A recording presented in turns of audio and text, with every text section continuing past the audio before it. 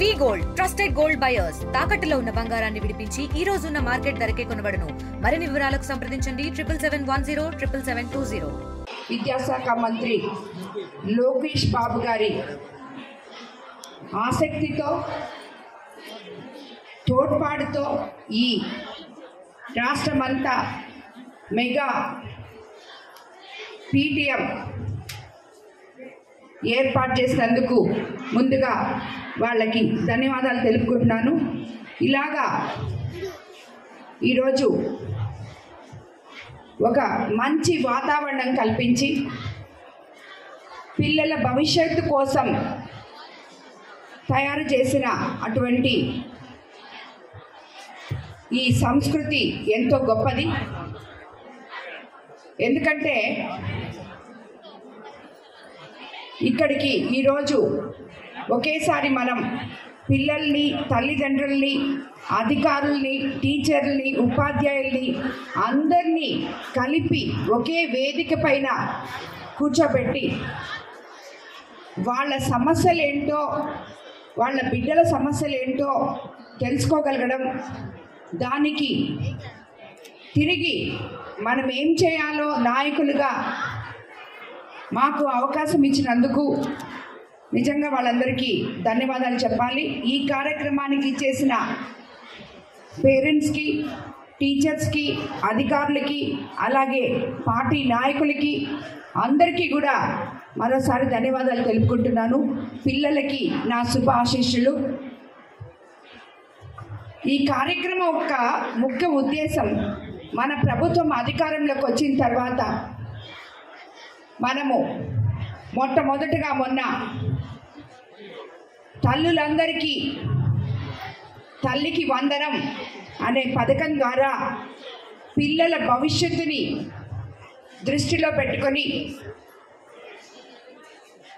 ఏ రకంగా అయితే మనం ఆల్రెడీ సర్వేపల్లి రాధాకృష్ణ కిట్స్ ఇస్తూ, ఫ్రీ ఎడ్యుకేషన్ ఇస్తూ, అదేవిధంగా డొక్కా సీతమ్మ భోజన పథకాన్ని ఇంప్లిమెంట్ చేస్తూ మరీ తల్లికి వందనం అనే దీన్ని మీకు అందరికీ అందించడం నిజంగా మనమున్న పరిస్థితిలో, మన ప్రభుత్వం ఉన్న, గత ప్రభుత్వం చేసిన అస్తవ్యస్తంగా ఉన్న మన ప్రభుత్వ ఆర్థిక పరిస్థితిని పక్కన పెట్టి తల్లిదండ్రులు, పిల్లలు ఎంతో సంతోషంగా ఉండాలని, రాబోయే రోజుల్లో ఈ పిల్లలే మన భవిష్యత్తుని నిర్ణయించి మొట్టమొదటిగా స్కూల్స్కి పిల్లల్ని సంస్కరణలోకి తీసుకొచ్చిన ప్రభుత్వం మన ప్రభుత్వం. మీకు అందరికీ తెలుసు, ఇంతకుముందు చాలా స్కూల్స్లో 4-5 క్లాసులకి ఒకే టీచర్ ఉండడం జరిగింది. ఈ స్కూల్లో నాకు తెలిసి 450 మంది, 500 అంటే మగపిల్లలమ్మ, అదే 450 మంది మగపిల్లలు, మిగతా ఒక ఇంచుమించు 110 మంది దాకా ఆడపిల్లలు ఉన్నట్టున్నారు. మొత్తం 560 మంది దాకా ఉన్నారు.